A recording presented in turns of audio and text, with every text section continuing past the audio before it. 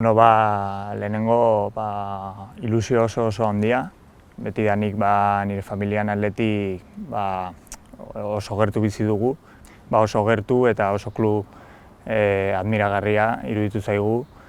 bere filosofiagatik eta hemen jolastea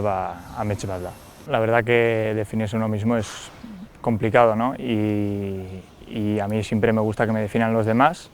pero bueno, te diría que somos el reflejo en la portería de cómo somos en la vida y entonces yo me considero una persona muy tranquila, creo que también lo reflejo en la portería, soy un portero bastante tranquilo,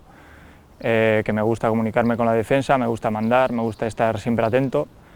y bueno, luego también destacaría la rapidez a pesar de mi altura y que también intento aprovechar mi altura para el juego aéreo. Bueno, helburua da San-Mameseko atea defendatzea, eta bueno, badakit zaila dela, badakit kompetentzia oso handia dagoela, baina bueno, nire aldetik egin behar duena da lan egin hori lortzeko. Mi objetivo va a ser la portería de San Mamés y bueno, para ello voy a trabajar al 200%,